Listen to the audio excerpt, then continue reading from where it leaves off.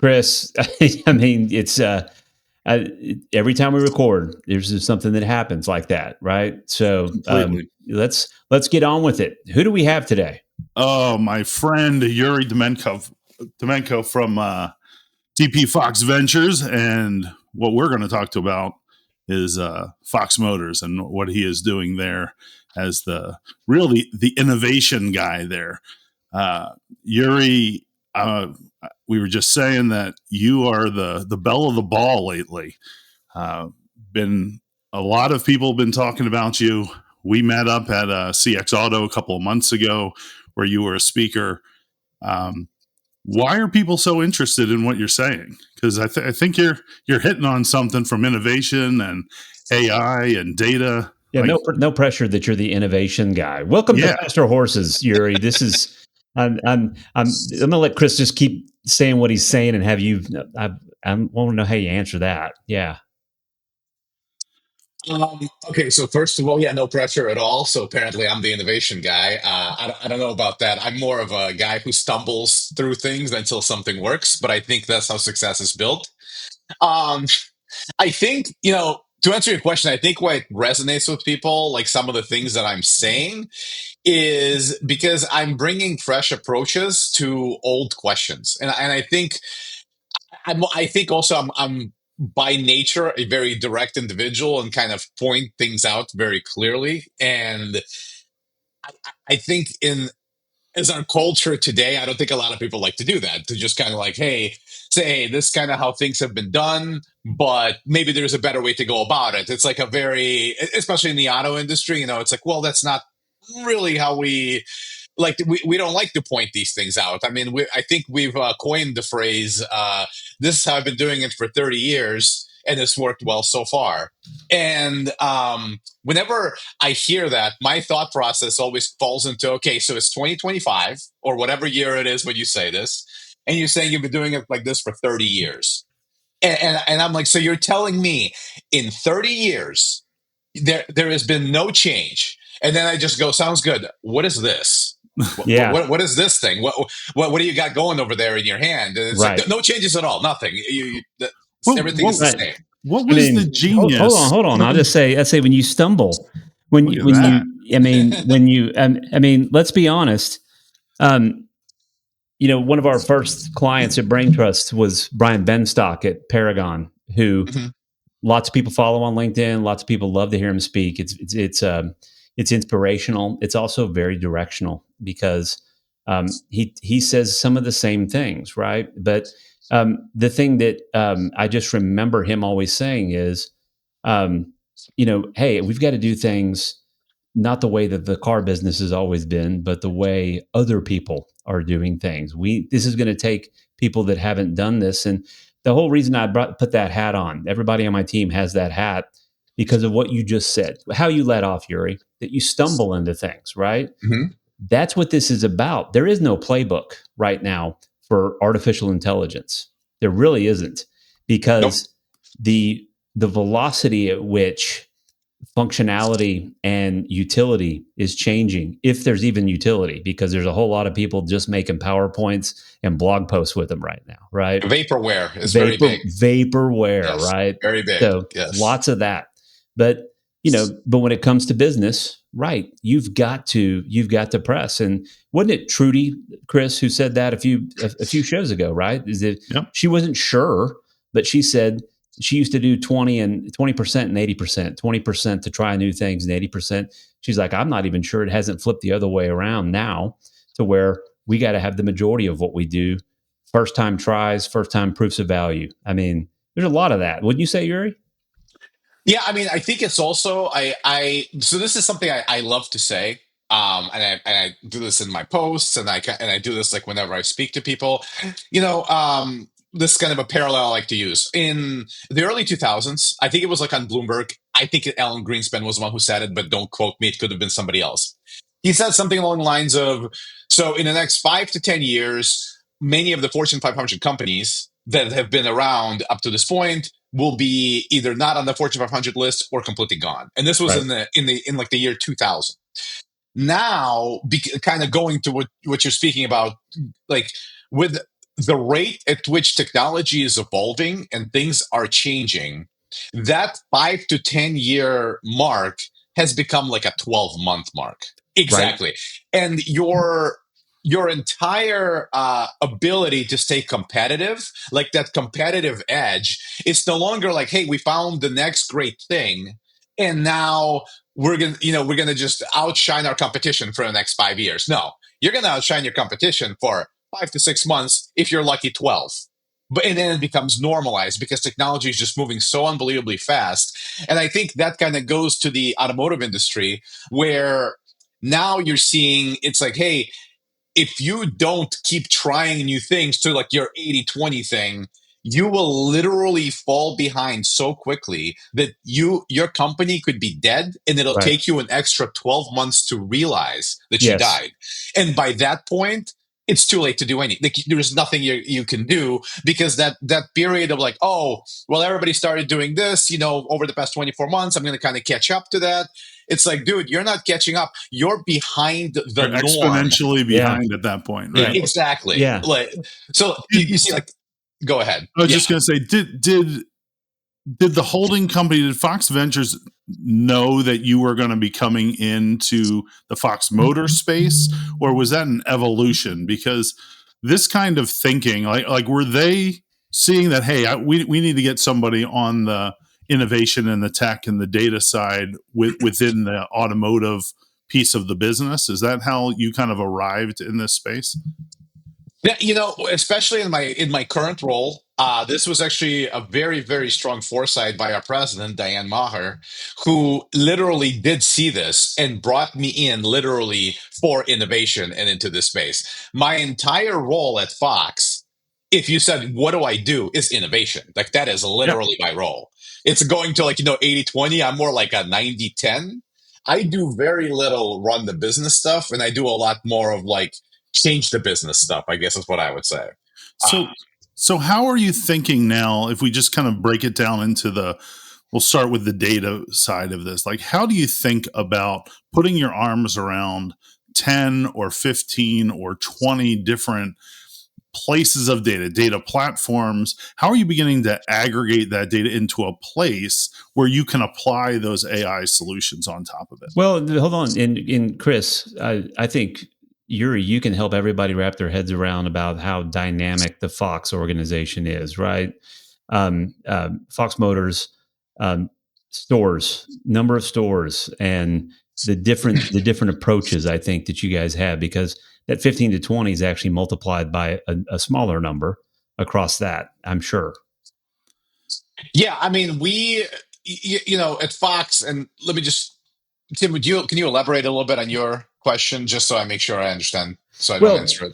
Well, in our experience, when we go in and we do a master data management Mhm. project for a dealer group that has 20 rooftops, each store has an average of, say, 15 to 20 different SaaS systems, including the DMS in it. Mhm. Um, we don't think customer data platforms, for instance, enterprise systems, right? They weren't meant just for marketing. They're meant for business intelligence. And actually, when you want to think about it, 100% of the data sources. So I just want to make sure Chris isn't shortchanging you by saying 20 systems, because I think there's much more that you're dealing with there. Oh yes. Oh yeah. This, honestly, when people ask me like how many systems, I'm like, flat out, I have not the slightest clue of how many systems, because yeah, like, between OEM driven systems, certain Sure. requirements require certain tools. Right. There is internal tools. We have pilots going. I mean, we have pilots going upon pilots going constantly. I would say, yeah, the systems go up, and I think that whole idea of it'd be nice that we were all on this one system. I think that is a physical impossibility if you want to stay competitive. Like, that's just a fact. You don't want to put all your eggs in one basket. Right. Um, to kind of answer the question of how we go about aggregating all of this, this is a project that I personally started, I would say, 13 to 15 years ago, and what I saw, not just at Fox, but in the industry in general, was that this over reliance on vendors to provide data, but not really provide data, provide information. So digested data of some kind that the vendor now gives you. And what I found interesting was that if you spoke, let's say, to two people in two different stores in your own company, each person, if you ask them about the same metric or the same, like, hey, like, how is performance going in this particular area, they would look at two different spots and give you the answer, and it would be like a fundamentally different answer. And if you ask them, what so why did you look there, like, do you agree with that number, and they would be like, oh, I don't know, that's just kind of what comes out of my thing that I click here. So Yep. when I saw that and I saw all the spreadsheets and the emails, what I decided was like, look, like, we need some kind of, holistic data warehouse, essentially, to take all this stuff in, standardize it. So normalize, not to get too technical, but normalize the data. Because as you said, multiple systems, maybe, for example, at Fox, most of our locations from a DMS standpoint are on dealer track, but then we have one location on CDK. Mhm. Well, I don't want to make different comparisons between CDK and dealer track. What I want to know is how are my stores performing, like Right. that kind of thing. So the approach is normalization. And I think that's where it started to, in dealer world, it started to become more prevalent to do this, where it's like, look, you really do need to bring talent in-house. So you can start creating your own data model, which is the foundational piece of, I mean, up until this whole big AI, generative AI, and it became like super mainstream. There was, of course, machine learning already and all that. But, until it became mainstream, the biggest thing we heard in the industry was business intelligence. That was like one of the, hey, yeah, we have business. And what I find interesting about that was, you'll have all the vendors, they'll come in and they'll bring you the most beautiful dashboard ever with all the graphs. You've got Always. the bouncy Yeah. graphs in there. It's really beautiful, perfectly mastered. You plug that thing in, you turn it on, and every number is wrong. That's right. And that's it. And excuse me. And I think what changed, what that kind of drove me to do was, you need an internal business intelligence tool that sits upon foundational data that you've cleaned up and you've been sure that it actually matches everything. So you're not relying again on a vendor to tell you that, oh, your effective labor rate is this, or your profit per copy is that. Like, it's like, no, you need to know what it is. Right. And that's kind of where all of this started. And frankly, my entire career was built on that. Like, learning to do, like, I taught myself to do that. Awesome. Does that mean that, in your opinion, as we look at other dealers, as they progress, you're out in front, most definitely. But as we look at other dealers trying to kind of scale this mountain, is it your opinion that bringing that capability in-house, not just the data, but the talent, right? Is every dealer or dealer group really need to be thinking about bringing in this kind of a data management talent, maybe even the consultants, the real partners that they can find in data and AI agencies? Is that what we're doing? Are we really looking to build these kind of internal teams at every decently sized dealer group in the next 5 years? I think if you kind of hit that last thing you said is very important. If you're of a certain size, Yep. Right. like if you're of a certain, if you're a single point, 2, 3, I mean, I'm talking about bringing in There tech. will be other solutions in place. Yes, agreed. I mean, I'm talking about bringing in tech talent. You want to bring in tech talent, it's going to cost you money. I mean, it's going to cost money. Like, tech talent's not cheap. Yep. I do think that the industry as a whole, and especially on the dealer world side, we are on the precipice of where the car business and the tech industry are kind of starting to intertwine more and more and more and more. And I think if you're a large dealer group, you either are already doing it, or you should be very, very seriously looking at bringing in talent. And the reason for that is not just data or innovation. Reason for that, frankly, is, let's talk about generative AI. Okay, Tim, the first thing you said, one of the first things you and I kind of had a quick little exchange was vaporware. There is 1 billion ChatGPT reskins that are coming in Rappers. every industry. Yeah. Yeah, and it's like, you need a talent to be able to tell, is this actually something that's bringing like a fundamentally new thing to the table? And it's not, and what's really difficult about it, it's not just does the tool work? Let's say the tool works great. Is our data infrastructure to the par that is required to make this tool that's Is awesome? it capable? Correct. Right? Correct. Yeah, because kind of going back to the business intelligence, so the BI stuff. Oh, the dashboard was wrong. Why was it wrong? The dashboard is completely fine. It's the data that's Data. under it. It's the data. And this data issue is exponentially more exacerbated in the world of generative AI than Totally. it was in business intelligence. Totally. Because now it's not just, oh, there is that number and it's wrong. Okay, let's fix the number. Now you have an artificial intelligence eloquently framing, let's say, business strategy or business analysis or doing customer facing actions on fundamentally flawed infrastructure, and you're literally putting the most beautiful mansion on earth on top of a glass foundation Totally. that just crumbles. Totally. Well, and here's the thing is when, and I'm not going to mention names, but many of the data companies, especially when it came to the world of demand side platforms and the retargeting game, right? The retargeting, the cookie pixel driven retargeting, follow people, bring them back in game that was played for the last 15 years. The biggest players in that world were using probabilistic, is much more than deterministic matching of things, and they were looking at IP addresses. They were looking at certain things that weren't hard coded, absolutely guaranteed to be a match, right? And that's Mm-hmm. and you hit the nail on the head. A couple things you said there. I mean, the work that has to be done to do this, right, with field matching, and your ability to do a QA test to understand that the schemaless nature of the beautiful mansion you're talking about, right? It's schemaless and it's not going to judge data as it comes in. Therefore, it doesn't know if it's right or wrong.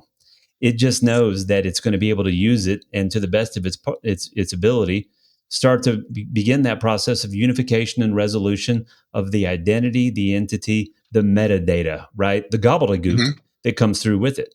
And once those things, or any one of those things, it's like a friend of mine who owns a restaurant. He says, if one guy doesn't get the chicken done on time at 2:00 in the afternoon, everybody's dinner at 8 is spoiled, right?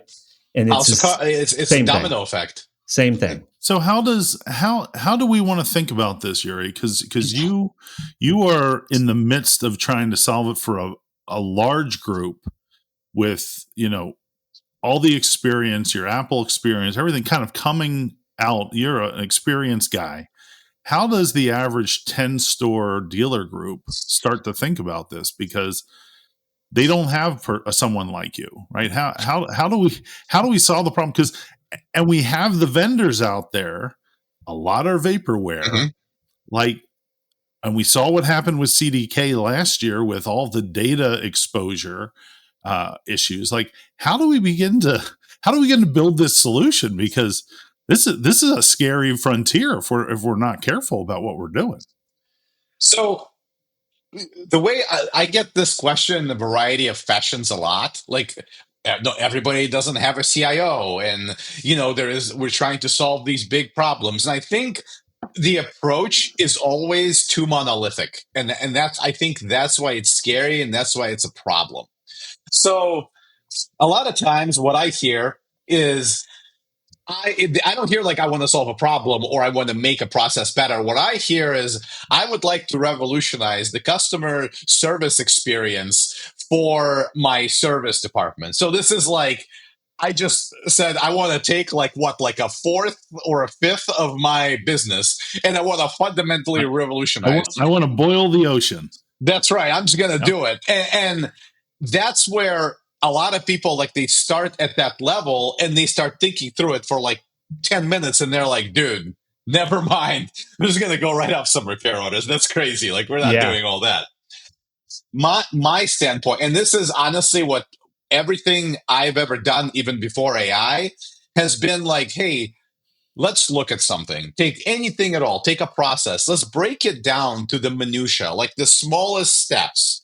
Like a lot of criticism you get of generative AI is that people continually try to like make this generative AI like literally replace an entire process, and then it'll do it like 70%, but like epic fail the other 30%, like hard epic fail, and they're like, doesn't work. I'm saying break things down to the smallest level Mm-hmm. and then find those small gaps that you can fill with innovative ways of doing it. It's Right. baby And steps. very small. And what's really, you don't need a CIO to do that. You don't need to bring in somebody with like crazy experience. It's like, listen, like I was just at an innovation event, and like one guy who was he's a general manager, and he leveraged AI to build a sales log, like a actual digital sales log. And this is Yes. a person who has zero development experience. He, and traditionally, I'm sure, kept a sales log on a spreadsheet, which many dealers do. Mm-hmm. But he built it, and now they use it at their, I think, like couple of locations that they have. And this is not, oh, okay, yeah, like you're like, well, I mean, plenty of people can do it. That's not the point. The point is that the person with absolutely zero development experience developed a lightweight app to Yes. solve a micro problem. Right. And the thing is, he used AI, but this is the other thing. People talk about AI and they always think direct action. It's always direct action, hands-on AI. Generative AI, a lot of what it brings to the table is not direct action. It's ancillary Yep. activities. So 100%. like, so things like, hey, I don't know. Let's say I obviously was a developer. I know how to dev, but like, I don't know how to dev. Well, now I can dev to an extent. Or let's say I 80% understand what a freaking data model is. Yes. Well, you know what? The rest of the 20 can be explained to you like a child by AI. Correct. And it to the point you just made. I mean, I'll give you just another example to compliment you on what you're talking about here. I had a point of contact and another prospect that we sent a statement of work to, and 3 days passed, and he sends us an email, and it says, "Check this out. I fed it to Chat GPT 5 with this prompt, which was what his vision was, what he thought, what he recalled that he had told us in the first place, right? In terms of his business case and his business needs." And then he says, "Please explain to me as if I'm my 12-year-old nephew." So my 12-year-old nephew could understand it, right? And came back, and the good news was that ChatGPT 5 agreed with most of what we had put. It said very eloquently to defer parentheses. That means wait a little longer in parentheses for the 12-year-old nephew. I like it. on these three things that Brain Trust has proposed. But what he did there was exactly, before he probably would have taken any SOW and sent it to his attorney and three other people in the organization, said, "Everybody take a look at this," right? And now he's just, that to me is right there in step. It's an ancillary supporting activity, right? It's an ancillary way to grab just 7 minutes back in your day, right? Just think about that. Is just, what can you do? Not only 7 minutes back in your day, but probably 20 minutes back in those two or three other people's days, people's lives. So Yuri, was this your approach? This kind of baby steps approach when you were beginning to take on the lead management solution, when you were trying to kind of put your arms around that entire process? Were you breaking it down? Can you talk a little bit about how you went from A to Z in that project, and where are you right now? Yeah, I mean, so lead management, that's a great one. So, of course, LLMs, or large language models, generative AI is parentheses LLMs. Yeah, I did it the opposite way. I You did said the opposite LLM way, and then parentheses large language model. But Yep. This is why, if I was writing this to you, I'd have the LLM redraft the email to be Exactly. properly That's right. worded. That's It's right. an Yeah. ancillary. But so LLMs are very good at like being able to converse with people in this fashion. You apply a little bit of retrieval augmented generation, or RAG for short. That's when you just put your data under it. For those not sure what that is, you just put some of your data on it. Now we can leverage that data. So when I saw that, it's like, hey, I think we can handle internet leads this way. And the biggest thing, and the problem I was trying to solve was actually not, can we handle all internet leads this way? Like, see, so again, I want It's the to big picture. revolutionize. I want to revolutionize how internet leads are handled. That's not what I was trying to solve. You What wanted to look at what was happening at night or after hours, Yes, right? exactly.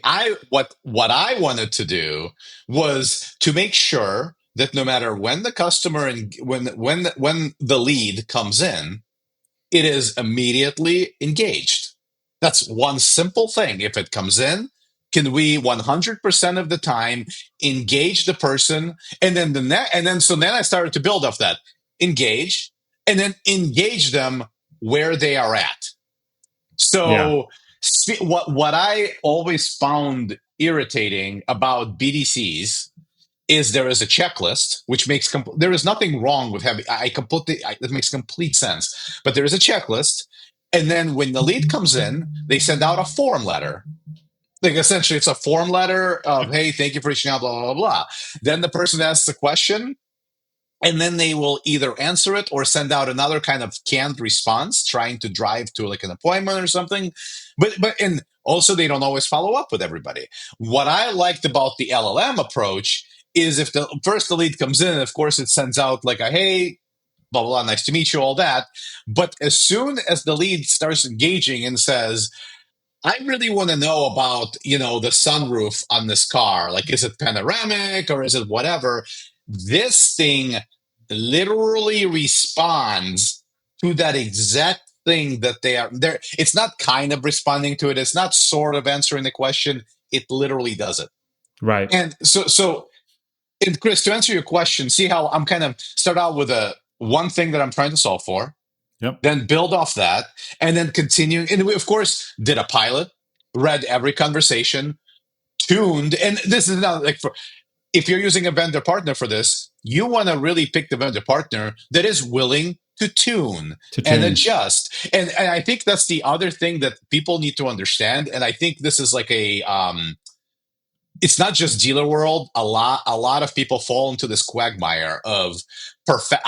Listen, this thing is not cooked enough. It's not ready. It's like, listen, perfection is the enemy of good. That's right. If it's 95% good, you need to be willing to work through the other 5%, because it's in its current state with generative AI, it is not 100%. Like, if you think Yuri has come up with some secret thing at Fox Motors that is 100% ticking and talking and right, dude, that's BS. That's not what's going on. But is it better to hit it 95% of the time and really meet the customer where they are at the time when they want to speak to you? And frankly, it's crazy.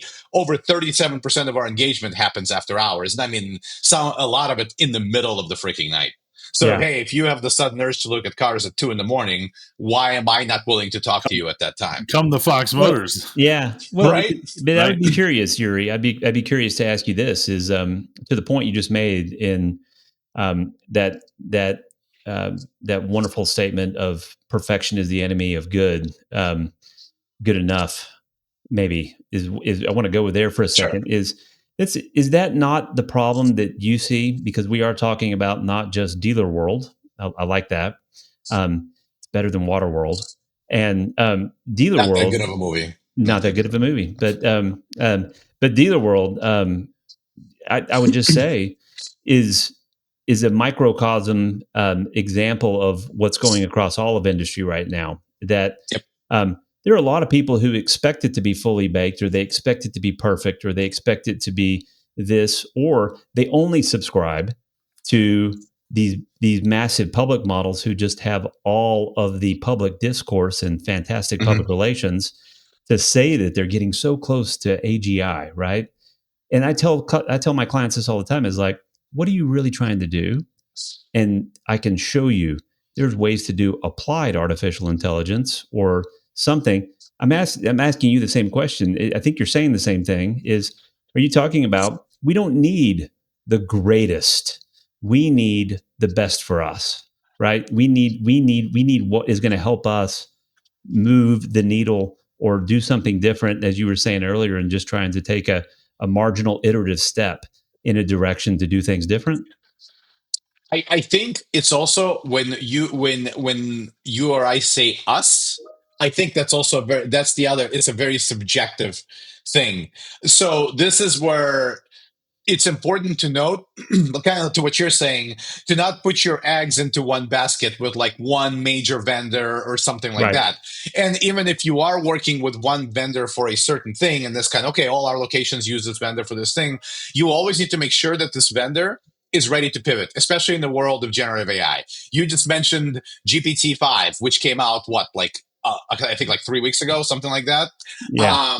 And frankly, some criticism would say 4.1 was a bit better in certain Right. cases. 4.0 was a bit better. Personally, I like 4.1 over 4.0. But then for other things, let's say Anthropic's Claude is a bit better for something else, so on and so forth. And I think it's important when you say what's good enough for us, it's a very subjective thing, and you also want to be ready to pivot as to what good enough for you actually is. Always. Like, because these models are evolving every 2 months. There is a new release from these companies with these models, and if you just say, okay, we're going to go with the OpenAI, we think OpenAI is the best one right now, that's what we think, and that's it. Tomorrow there'll be a meta release of Olama or something, which will be even better. Like Olama Behemoth, for example, is coming out soon, which is supposed to be much larger. I'm not going to go into token sizes, but you know what I'm saying, like that kind of stuff. Um, Other people will say, well, Claude Opus is the best. Sounds good. That's great. What I, to be honest, from my standpoint, what I find interesting is I end up using like 3 or 4 of them, depending on what the heck is going on. Like, Yeah. When you're building these solutions internally, is it you building these solutions, or is that a staff? How are you thinking about staffing up for for that future state over the next 5 years? Like, what does that really look like within the dealer group or within Fox? within Fox right now, it's usually me. That's what I like. I like to stay technical, so I feel like I'm more of a corporate stooge now, and I do a lot more talking. Yep. But I've always loved the technical side of things, so I do build a lot of prototyping and all that kind of stuff. I build for us internally, and so on and so forth. We of course partner with a number of vendors as well, depending on what we're doing. Not everything is built in house. I think that's very unrealistic unless you have like a straight up full team, like a staff, and Right. that's a huge ask for it. I mean, that's like now you're going in the software business. So, You know, you think it's a managing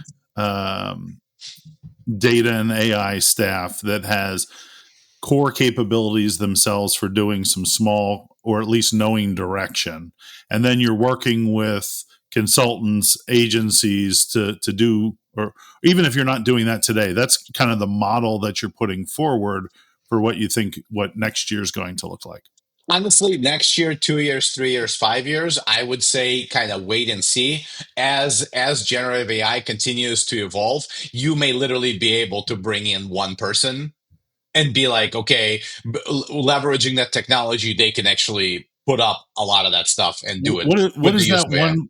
What does that one person look like? What's their qualifications? What's, if I'm a dealer with 6 stores and I have to find who's my Yuri, who's my innovation guy, like, what does that person look like? What's their skill set? What's their resume? I would say closer to a software engineer with some dabbling in, you know, obviously data modeling and understanding of that world.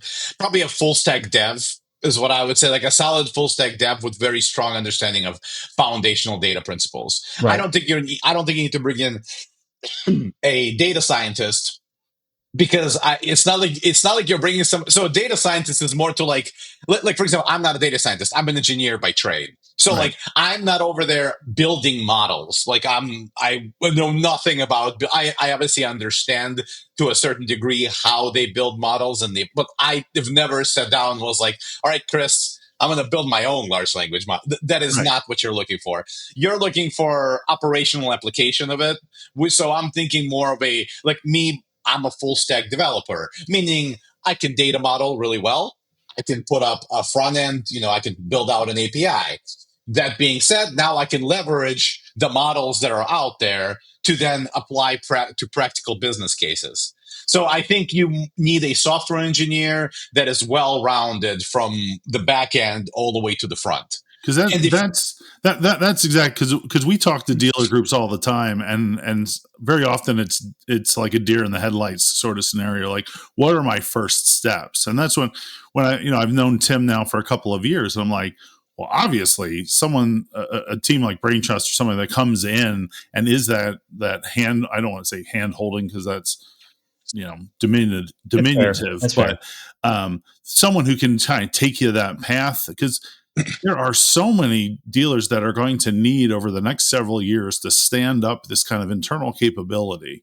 Like, what are those partners? How do we want to restaff as they might be losing BDRs to some AI solutions? Like, they're going to have to restaff on the technical side at some level and bring those people in-house and bring that data stack in-house and bring those other platforms in-house.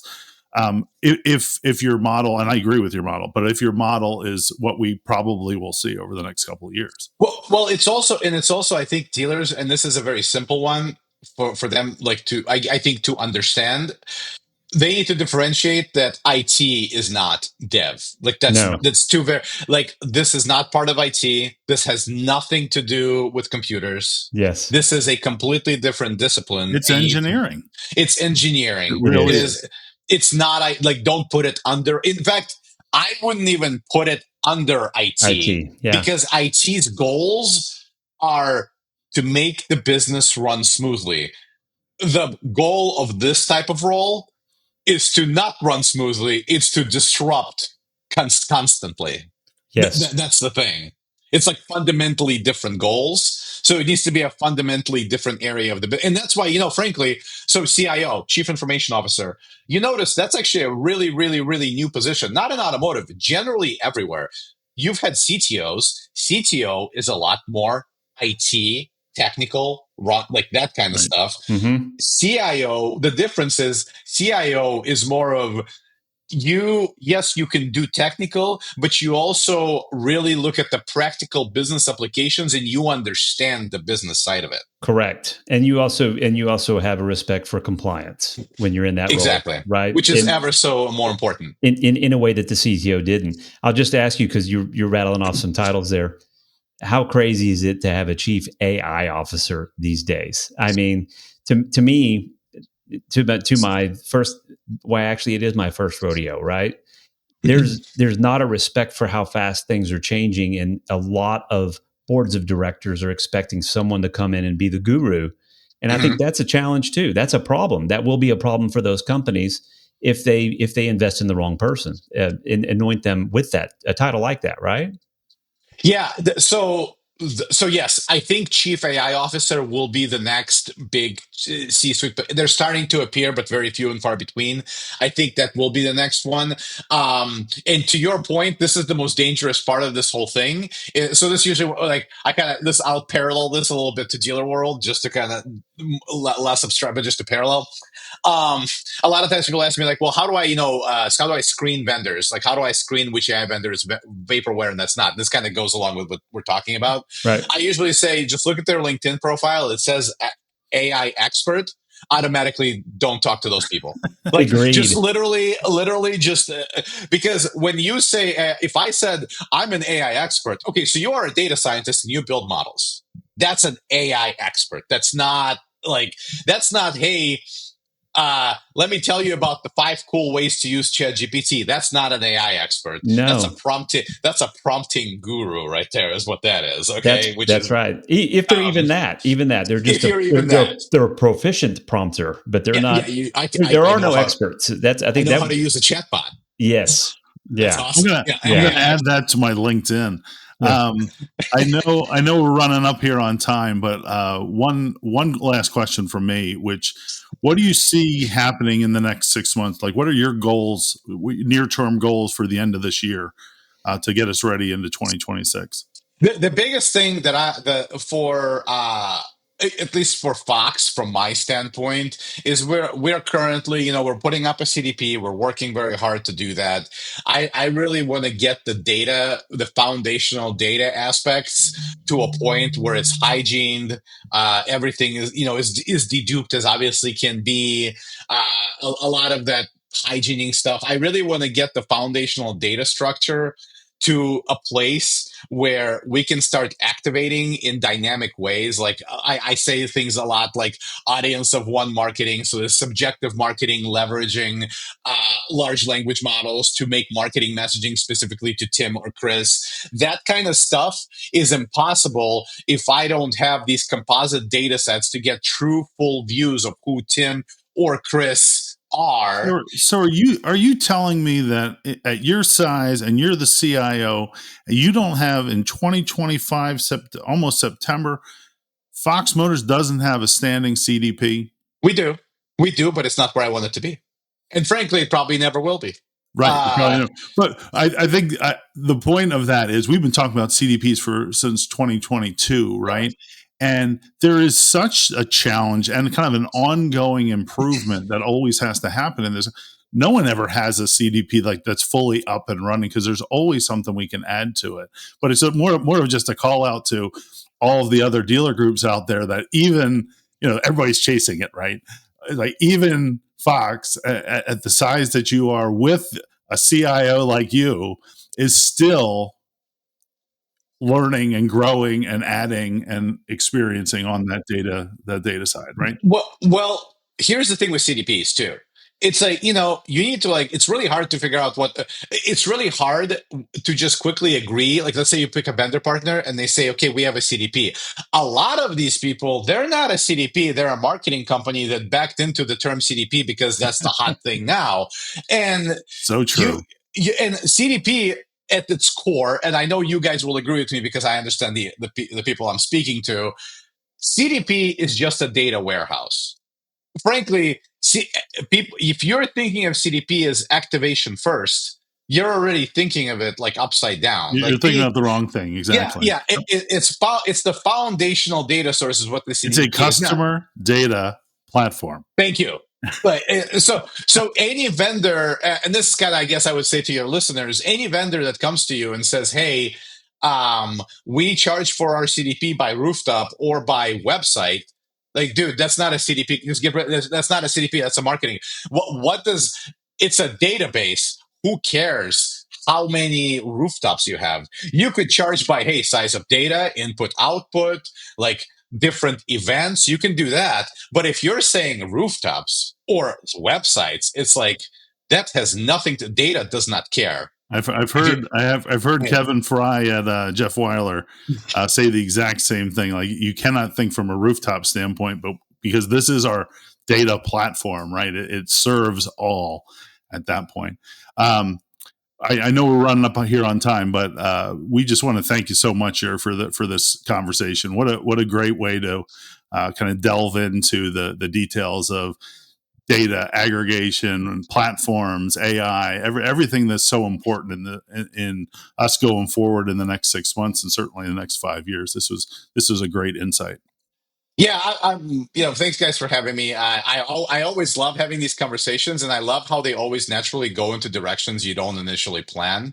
I think Yeah, that's I didn't even ask you so. the question about your Yeah, yeah, experience at yeah. Apple. Come on, that's the next podcast. But you know what? That's how you know it's a good conversation, because it leads itself into wherever it needed to go. So that's kind of, 100%. yeah. Well, thanks Thanks for so having me. I much. appreciate it. Yep.